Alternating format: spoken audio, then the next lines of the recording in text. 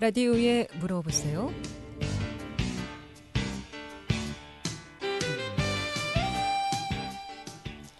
여러분 안녕하십니까? 라디오에 물어보세요. 진행의 김혜정입니다. KBS 원주방송국 라디오에 물어보세요는 매주 월요일부터 금요일까지 우리 생활과 밀접한 다양한 분야의 생활 상담을 해드리고 있습니다. 오늘은 건강보험공단 원주 횡성지사 심재창 과장 모시고 건강보험 관련한 궁금증 함께 풀어보도록 하겠습니다. 특히 피부양자 또 보험료 부과 경감 기준 관련해서 민원이 많은 내용을 중심으로 오늘 하나하나 좀 알아보겠고요. 이 밖에도 건강보험료 자격관리라든가 보험료 부과 또 보험료 체납이라든가 또 직장 피부양자 취득 가능 여부 또 외국인 건강보험 자격 취득 등 여러 가지 건강보험 관련해서 궁금증 전화주시면 전문가의 상담 바로 받을 수 있겠습니다. 이용호 씨 상담 전화번호 알려드리고 시작하겠습니다. 이용호 씨 상담 전화는 764국에 6335번, 764국에 6336번 두 대의 전화 준비되어 있고요. 또 전화 참여가 어렵거나 번거로운 분들은 50원의 정보 이용료 있는 문자 샵 8950으로 자세히 내용 적어서 보내주시면 상담 받을 수 있겠습니다. 건강보험공단 원주 횡성지사 심재창 과장 모시겠습니다. 안녕하세요. 네, 안녕하십니까. 네. 자, 오늘은 피부양자 그리고 보험료 부과라든가 또 보험료 관련한 경감 기준 내용에 대해서 좀 질문이 많은 내용 순으로 좀 알아보도록 하겠습니다. 일단 이 직장 피부양자라는 개념 너무들 어렵다고 하는데 용어부터 좀 설명을 해주실까요? 이제 피부양자라는 용어가 그 건강보험에서 많이 이제 사용되는 거라서 아마 익숙하지 않으실 건데 쉽게 말씀드리면은 직장 가입자의 자녀, 부모 등이 이 직장 가입자에 의해서 생계를 유지하는, 그래서 건강보험료도 일종의 그 재정이 지출되는 거기 때문에 네. 이 보수나 소득이 없는 분들이 직장 가입자에 등재돼서 건강보험료를 면제받는 그런 용어라고 생각하시면 쉽겠습니다. 그러니까 소득이 없는 분들이 이제 건강보험 혜택을 받기 위해서 배우자나 또 뭐 자녀나 부모도 될 수 있고 형제자매도 될 수 있고 없는 분들이 이제 직장 가입자에 의해서 보험 혜택을 받는 그런 분들을 이제 피부양자 이렇게 이해하면 될 것 같고요. 그렇다면 이 소득이 있으면 무조건 피부양자 등재가 안 되는 건가요? 무조건 안 되는 것은 아니고요. 네. 일단 소득 조건을 말씀을 드리면은 사업소득이 없거나 연간 합산소득이 3,400만 원 이하면 등재가 가능한데요. 연간 합산소득이라고 하는 것은 연금, 근로소득, 이자소득, 배당소득을 총 합산한 금액입니다. 그래서 사업자 등록증을 내시고 사업하시는 분들 중에 소득이 아예 없으신 분들도 있어요. 네. 이런 분들은 피부양자 등재가 가능한데요. 다른 연간 소득이 3,400만 원 이하일 때가 또 조건이 되겠고요. 다만 등록 장애인이나 국가유공 상이자, 보훈 대상 상이자는 사업자 등록증을 내셨다 하더라도 연소득 500만 원 이하인 경우에는 그 기준에 의해서 피부양자에 등재하실 수가 있습니다. 네. 그러니까 3,400만 원 이하 소득이면 피부양자 등재가 가능하고 또 등록 장애인이나 국가 유공상이자 보훈 대상자 그리고 또 이런 분들은 이제 사업 등록을 내시고 사업을 하실 경우 연소득 500만 원 이하인 경우에는 피부양자로 인정이 된다. 네, 그렇습니다. 예. 웬만하면 뭐 다 피부양자 등재가 될 수 있다 이렇게 볼 수가 있을 것 같나요? 기준은 좀 많이 좀 강화되는 추세고요. 네. 건강보험 제도가 국민이 일부 내시는 건강보험료를 주 재정으로 하고 있기 때문에 네. 뭐 소득이 있고 재산이 많은 분들이 피부양자로 무임승차하는 그런 제도는 사실 건강보험 제도에 부합하는 맞지 않는 그런 제도라고 해서 이것이 점점 좀 강화되는 추세에 있습니다. 이전에는 뭐 소득이 있어도 자녀 앞으로 피부양자 등록해놓고 다 혜택을 받았었죠. 예, 재산이 아무리 많아도 네, 네. 예, 소득이 있어도 그렇게 돼 있습니다. 그런데 이 연금도 이 기준에 해당이 됩니까? 3,400만 원 기준입니까? 예, 합산소득에 연금이 이제 포함되어 있다고 아까 말씀을 네, 드렸고요. 그 연금이 3,400이면은 지금 계략적으로 그렇게 말씀드려서 공무원 연금 단순한 연금 소득만 있으신 분들은 아마 공무원 정년 퇴직하신 분들은 다 해당이 된다고 보시면 될 것 같아요. 그래서 3,400만 원 미만의 연금 소득으로 볼 때는 네. 그분들이 거의 그 자격 요건이 안 되는 걸로. 그러니까 연금 소득이라도 3,400만 원이 넘으면 보험료 부과가 네, 된다는 별도로 말씀이시죠? 됩니다. 별도로. 네. 예. 자, 그럼 이렇게 소득 조건만 충족하면 피부양자 등재가 가능한 건지 아니면 또 다른 조건이 있는지요? 네, 그 피부양자 등록 기준 등재 기준에 네. 그 소득과 재산을 같이 연계해서 보고 있습니다. 그래서 소득이 없다 하더라도 과세 표준액 9억 원을 초과하는 재산을 보유하고 있으면 역시 피부양자에서 제외가 됩니다. 네. 근데 이 소득과 재산을 비례해서 같이 그 충족 요건을 살펴보면 그 재산과표가 5억 4천에서 9억 미만이라 하더라도 연소득 1,000만 원이 그 확인이 되면 역시 피부양자에서 제외가 됩니다. 재산이 있어도 또 소득이 1,000만 원 이하면 예, 5억 4천을 제가 아까 재산만 봤을 때는 9억 원을 초과하지 않은 경우에는 피부양자 등재 요건이 되는데 네. 소득이 1,000만 원이 있으신 분들은 5억 4천을 초과하면 피부양자에서 제외가 됩니다. 그렇군요. 그러면 이제 소득이 있으면 피부양자가 제외되고 개인 보험료가 이제 나온다는 얘기인데 그럼 이번 달에 사업자를 처음으로 냈는데 이런 경우에는 다음 달부터 직장 피부양자에서 제외가 되는 건가요? 바로? 저희가 사업자 등록을 했다 하더라도 그 사업소득이 발생하게 되는 그 시점이 사업소득을 내고 그해 12월까지 이제 발생이 되지 않습니까?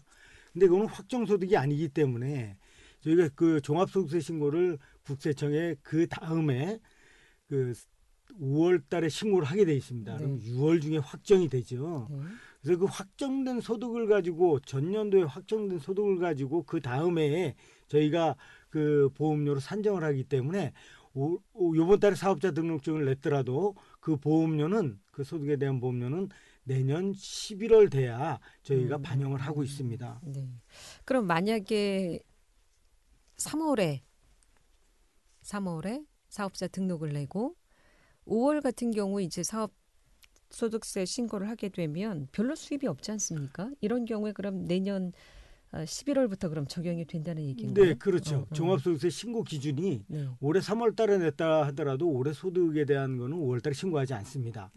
올해 소득을 12월까지 해서 그 내년 5월 달에 그렇죠. 신고하기 때문에 그 확정되는 시점이 6월이고 저희가 자료 검토를 통해서 연계받아서 하는 것이 저희에게 11월 달에 통보가 됩니다. 그러면은 12월부터 그 전해에 소득 관련해서 보험료가 부과된다 이렇게 생각하시면 돼요. 전해 소득에 대해서 그렇군요. 네, 그렇습니다. 그럼 소득은 올해 발생하는데 내년에 이 보험료가 반영되는 이유는 뭔가요? 그 시차 문제인데요.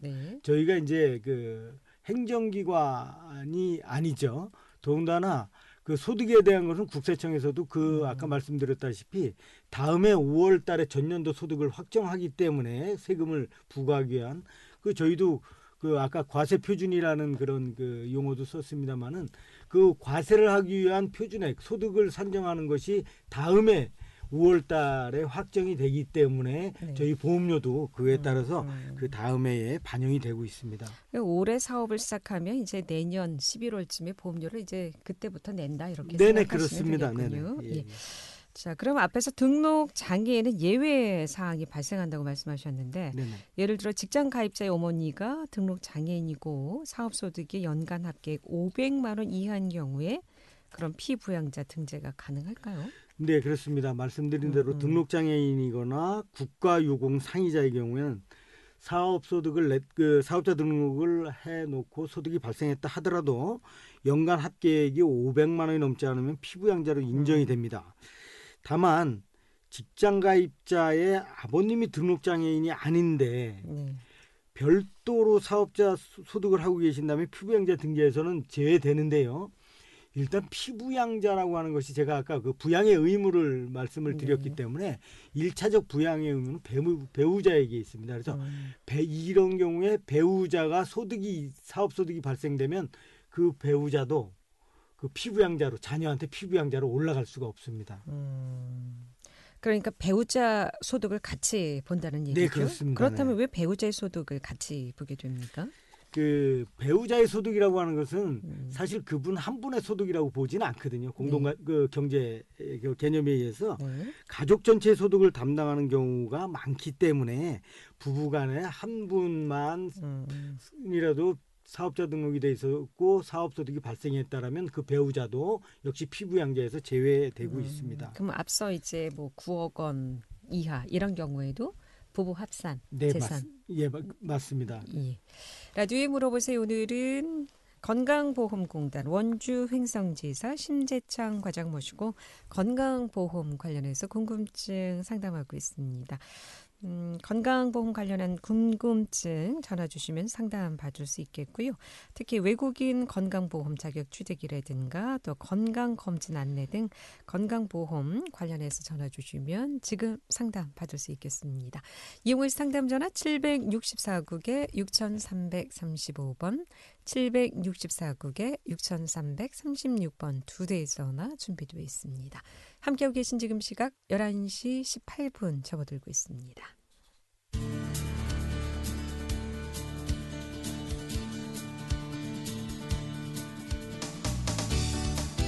여러분께서는 KBS 원주방송국에서 진행해드리는 라디오에 물어보세요를 듣고 계십니다. 라디오에 물어보세요는 매주 월요일부터 금요일까지 실생활에 필요한 생활 상담을 해드리고 있습니다. 라디오에 물어보세요. 지금 여러분의 상담 전화를 받고 있습니다. 전화 주실 곳은 764-6335번, 764-6336번입니다. 지금 전화 주시면 전문가와 바로 상담하실 수 있습니다.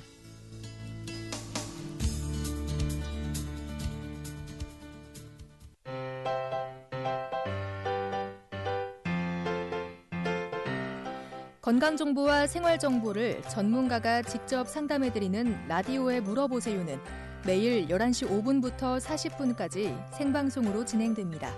이 방송은 KBS 원주라디오 유튜브 채널을 통해 다시 들으실 수 있습니다.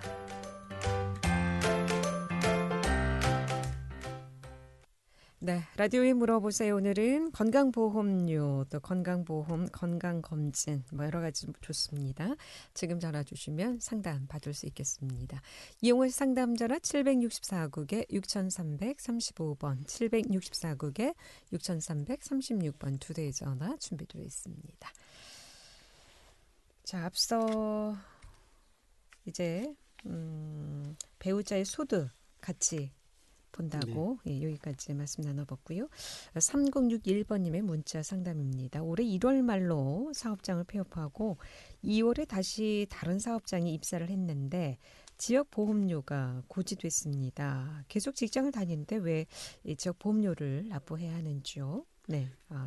이런 이제 질문사항이 가장 많습니다. 네. 근데 건강보험 지금 그 가입자 형태가 일반 국민이 가입하는 이제 지역 저는 용어가 그랬었는데 지역 가입자가 있고 우리 각종 근로소득세를 내서 그 직장에서 의무 가입하는 직장 가입자 이렇게 구분이 돼 있습니다.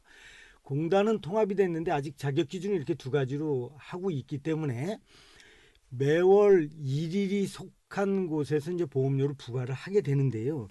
이런 문제가 일일자 퇴직하고 일일자에 다른 직장에 들어갔다라면은 관계는 없습니다. 근데 일일자 퇴직하고 3일자 내지는 5일자, 10일자 이후에 직장 가입자로 들어가게 되면 일일이 속한 곳이라고 말씀드렸기 때문에 1일서부터 10일까지 일할 계산하는 것이 아니라 일이 속한 곳에 그러니까 지역 가입자였으면 지역 보험료가 나가게 되는 것이죠. 예, 상담 전화 먼저 받도록 하겠습니다. 764국에 6335번 전화 받겠습니다. 여보세요. 여보세요. 네, 어떤 게 궁금하십니까? 그 오빠들이 둘이 있는데요. 네네. 그 오빠 셋째 오빠가 더 이제 나이가 많은 거고 그다음에 넷째 오빠가 그 밑에고 그 밑에로 돼 있어요. 넷째 오빠가. 네네. 근데 이제 셋째 오빠가 그 실업급여를 받을 때는 그 건강보험료가 조금 나오더라고요. 네네. 예, 그 밑에 오빠도 같이 따라서 조금 나오는 건가요? 그렇지는 않습니다. 실업급여를 받는 대상자가 그 예. 직장을 다니시다 그만두신 거죠. 네네네. 그만두셨으면 저희에게 그 6개월 이상 직장을 다니다 그만두게 되면 그 직장에 임의가입보험료가 부과될 수도 있고요.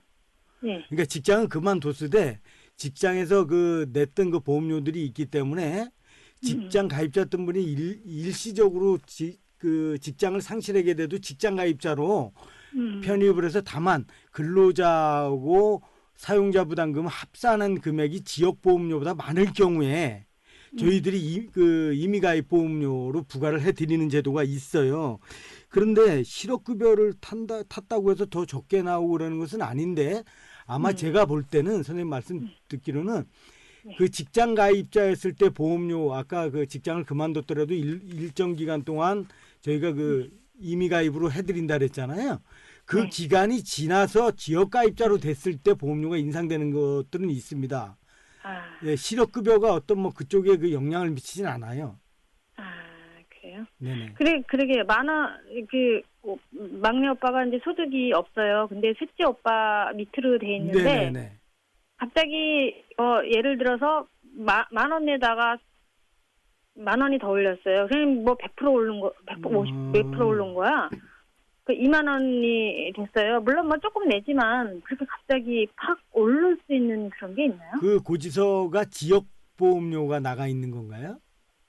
예, 그럴 거예요. 지역보험료 같은 경우는 이제 기본적인 그 보험료 산출 기준이 있습니다. 그러니까 소득이 물론 없고 미비하고 이렇다 하더라도 기본적으로 저희가 연령이라든가 이런 네. 거에 따라서 부과하는 기준이 있기 때문에 한 분이 피부양자였다가 그 지역가입자로 되는 순간 두 분에 대한 보험료를 산정을 하거든요.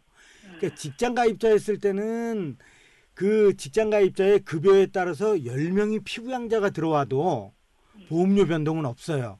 근데 지역가입자로 전환되는 순간 한 사람 보험료를 그 다 산정을 해서 세대당 부과를 하기 때문에 보험료는 인상 효과가 있습니다.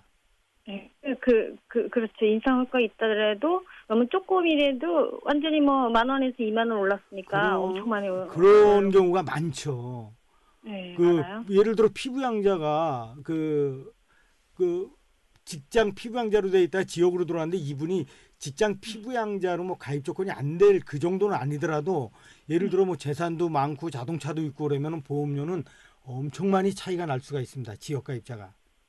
그 재산이 뭐가 있어요? 그거는 그 한번 그 공단에 전화를 한번 하시면은요. 그 선생님에 대한 부가 자료를 이렇게 아실 수가 있을 거예요. 제가 지금 데이터는 없어서 일단은 조건은 그렇습니다. 네. 그래서 네네. 그 밑에 있는 오빠가 소득이 없으니까 네네. 이제 가족들이 상의를 할 거 아니에요. 네네. 좋아, 내가 내줄 테니까 오빠가 상관하지 말아라. 뭐 너 이사 가라. 막 이런 싸움이 있었어요. 네네네. 근데 이게 갑자기 오르니까 어머 내가 내는 거니까 이제 따져보는 거죠. 그러셨어요. 네네. 자세히 한번 좀 상담 받아보시면 네네, 좋을 것 알겠습니다. 같습니다. 안녕히 계세요. 네, 고맙습니다. 라디오에 물어보세요. 오늘은 건강보험공단 원주 횡성지사 심재창 과장 모시고 건강보험에 대해서 상담하고 있습니다. 이용하실 상담 전화 764국에 6335번, 764국에 6336번 두 대의 전화 준비되어 있습니다. 형제 자매 간에도 피보험자가 가능한가요? 예, 올라가실 수가 있습니다. 근데 다만 만 20세가 넘으면 혼인하신 그 형제자매는 못 들어가요. 그래서 혼인을 안 했고 소득이 없고 이런 것들을 이제 증빙하는 서류를 제출하면 피부양자로 올라갈 수가 그럼 있습니다. 결혼했다가 이혼한 경우에는 가능한 건가요? 가능하죠. 그런 경우에는. 네. 자, 앞서 이제 지역 가입자가 직장에 입사했는데 지역 보험료가 납부됐다고 이것 마주 듣도록 하겠습니다. 그래서 아마 그런 그 사례가 이분 같은 경우 예를 들어서 2월 1일자 이후에 입사를 이제 하시게 되는 거예요. 그러니까 1월 달에 퇴직을 했는데 2월 1일자로 들어갔다라면은 1월 달 보험료는 물론 1일자가 속하지 않았다라면은 직장 가입자가 되는데 그 월 중에 그 1월 2일 날 퇴사를 했다. 그러면 그 직장 보험료로 1일 때문에 직장 가입자로 일단은 내시게 되고 부과가 되겠죠. 1월 네. 2일서부터는 그 달 보험료는 부과하지 않습니다. 않고 다만 이분이 2월 1일자로 들어가면 다시 직장하고 연계가 되는데요.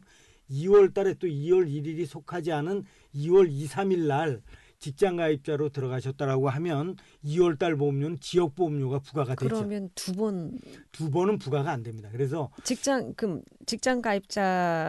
보험료는 그럼 안 나오게 되나요? 그렇죠. 그런데 이제 우리 담당자분들이 2월 달 급여를 하면서 그 건강보험료를 그 원천 징수하는 경우가 있는데 이런 경우 다시 환급이 됩니다.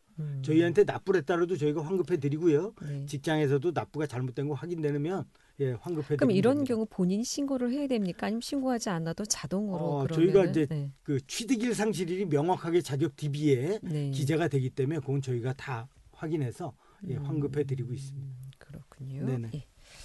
라디오에 물어보세요는 건강보험 관련해서 상담하고 있습니다. 5106번님의 문자 상담인데요. 작년에 건강검진을 받지 못했는데 지역가입자라고. 근데 만약에 검진을 받지 못한 상황에서 암이나 병 진단을 받으면 건강보험이 안 된다고 얘기를 들었는데 사실인가요? 예. 네.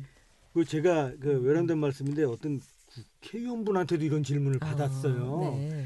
근데 전혀 그렇지 않습니다. 어. 다만 건강검진이라고 하는 것이 예방적 차원의 그 제도이기 때문에 올해 안 받으셨으면은 내년에 저희가 그 지금 가입자 2년에 한 번 주기로 건강검진을 하고 있거든요. 그렇지만 올해 안 받으셨으면 내년에 혹은 작년에 안 받으신 분이 올해 저희한테 전화하셔서 자격 기준을 저 작년에 안 받았다라고 확인이 되면 올해 받으실 수가 있어요. 그리고 건강검진을 통해서 우리가 질병이 확인이 되면은 아주 좋은 점들이 몇 가지가 있습니다. 물론 질병 없는 게 좋지만 불가피하게 질병이 발견이 된다고 하면 건강검진에서 발견되는 질환은 대부분 그 아예 초기 단계일 확률이 굉장히 큽니다. 네. 그러면 초기 단계 암 환자 같은 경우 대부분 그렇죠. 초기 단계일 경우에는 본인이 들어가는 재정적 부담도 굉장히 줄어들지만 완치될 가능성도 굉장히 크다는 거예요. 그렇죠. 치료가 빠르죠. 이게 그동안의 건강검진 제도를 시행하면서 건강보험에서 여러 가지 데이터를 통해서 나와 있는 그런 아주 근거 있는 자료고요. 다만 그 소득 기준에 따라서 건강검진을 통해서 암 진단을 받은 경우 지자체, 즉 보건소에서 진료비 일부를 지원해 주는 제도가 있습니다. 그러니까 요거는 별도로 확인을 하시면 되는데요. 네. 검진을 안 받고 암이 발생되거나 치료해야 될 어떤 질환이 발생됐다고 하더라도 건강보험은 적용됩니다. 그렇군요. 예. 다음 사례는요. 직장을 그만둔 후 지역 건강보험료가 많이 나와서 확인해 보니 2달치 건강보험료라고 합니다. 이 2달치를 한꺼번에 고지하는 이유가 뭔가요? 네. 네. 저희가 이제 그 월 보험료 부과하는 그 시점이 매월 16일에서 19일 정도에 하고 있거든요. 네. 그러니까 요 사이를 벗어난 자격 변동 사항이 있으면 사실 저희가 그 하지를 못합니다.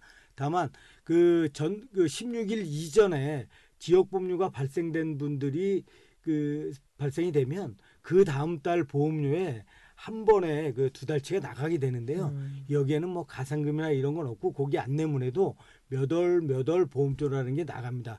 그거는 아까 말씀드린 대로 직장을 그만두시게 된 그 시점, 그러니까 지역 보험료를 부과해야 되는 시점과 저희가 부과 기준일 그 부과를 뭐 한 달 내내 이렇게 하지 못하거든요. 네. 그래서 그 기간 동안에 겹치는 부분에 대해서 저희가 불가피하게 2달치 보험료를 소급해서 내보내드리고 있습니다. 그럼 만약 이제 12월 달에 정년퇴직을 했어요. 네네. 그러면 직장 가입자로서는 이제 끝난 거 아닙니까? 그렇죠. 그러면 내년 1월에는 지역 보험 가입자가 되는 건가요? 지역보험 가입자가 되든가 네. 아니면 아까 피부양자 인정 기준에 네. 합당하면 자녀분들이 계시면 피부양자로 올리실 수는 있죠. 네네.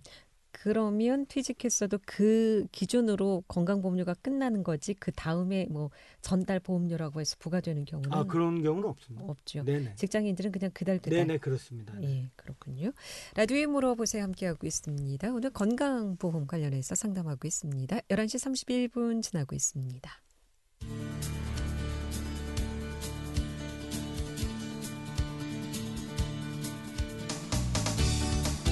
여러분께서는 KBS 원주방송국에서 진행해드리는 라디오에 물어보세요를 듣고 계십니다.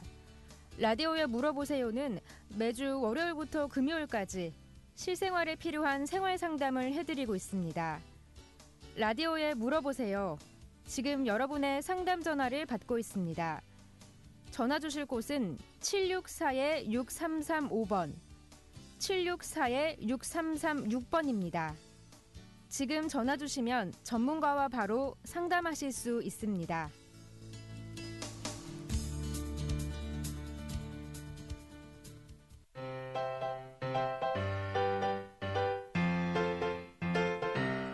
건강정보와 생활정보를 전문가가 직접 상담해드리는 라디오에 물어보세요는 매일 11시 5분부터 40분까지 생방송으로 진행됩니다. 이 방송은 KBS 원주라디오 유튜브 채널을 통해 다시 들으실 수 있습니다.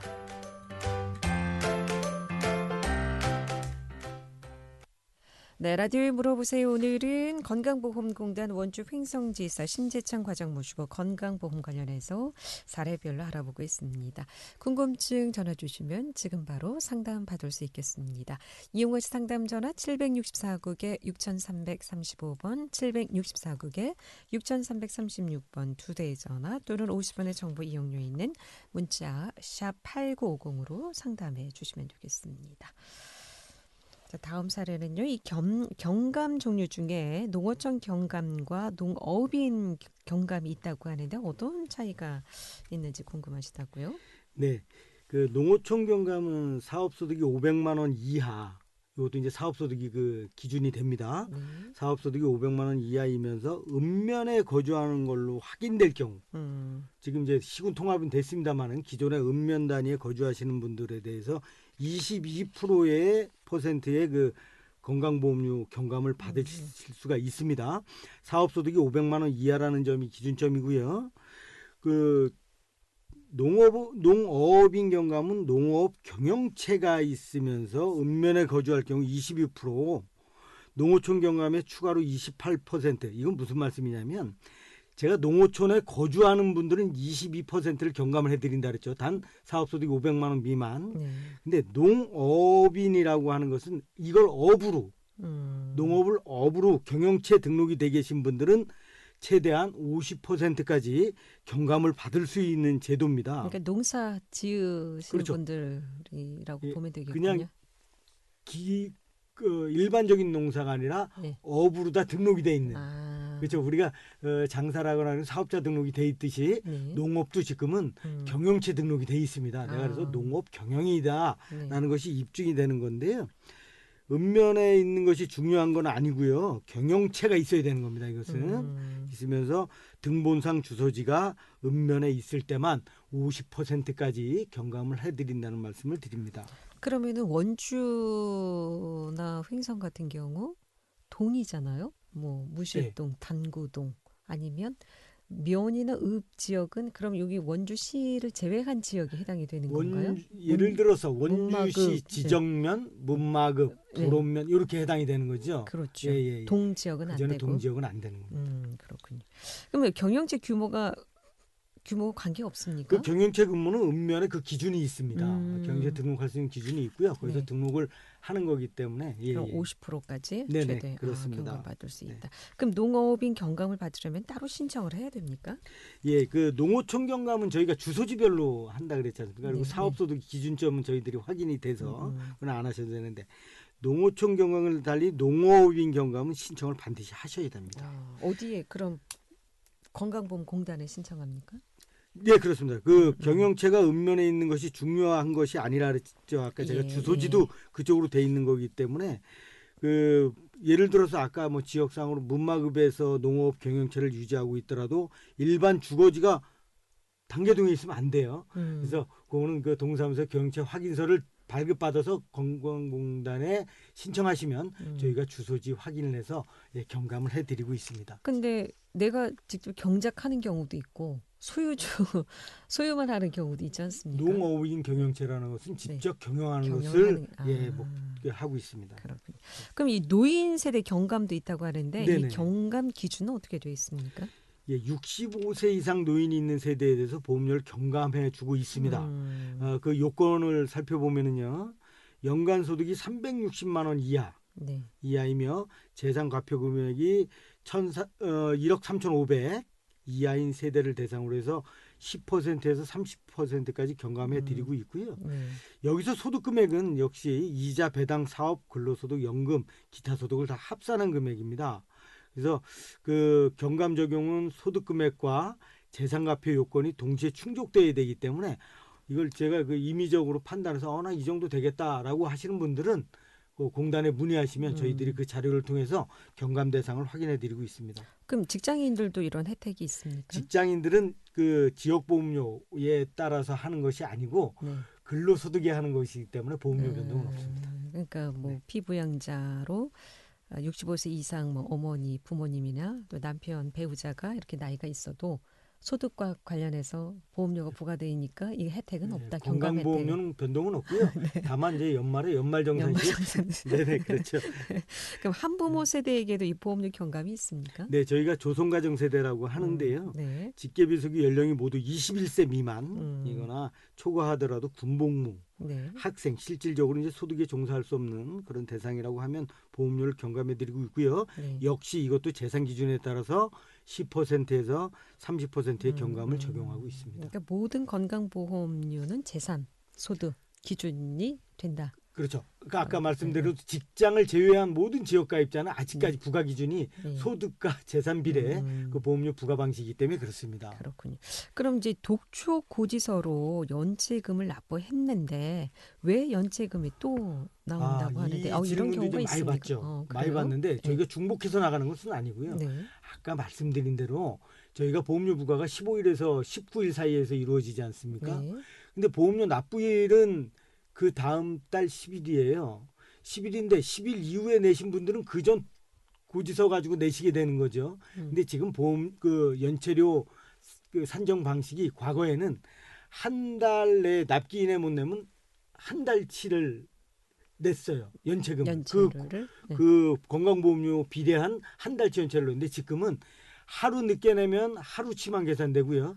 이틀 늦게 되면 이틀치가 늦게 되는데 이것이 보험료 그 고지서 납부일 이후에 하기 때문에 저희가 그 다음 달에 이분은 이틀 늦게 냈구나 해서 그 보험료에 대한 연체를 합산하는 것이지 그 전에 낸 연체료가 중복되는 것은 아닙니다. 행정 업무가 상당하겠네요. 굉장히 이 부분에 대해서 어려운데 이것이 국민 편의 때문에 공고사항으로 저희가 그 연체료 기준을 바꾼 겁니다. 그렇군요. 오늘 여기까지 듣겠습니다. 네. 고맙습니다. 감사합니다. 네, 라디오에 물어보세요. 오늘은 건강보험공단 원주 횡성지사 심재창 과장 모시고 상담했고요. 내일 이 시간에는 원주 농업기술센터 곽희동, 방길남 두 분 모시고 과수작물 그리고 밭작물에 대해서 상담하겠습니다. 함께해 주신 여러분 고맙습니다.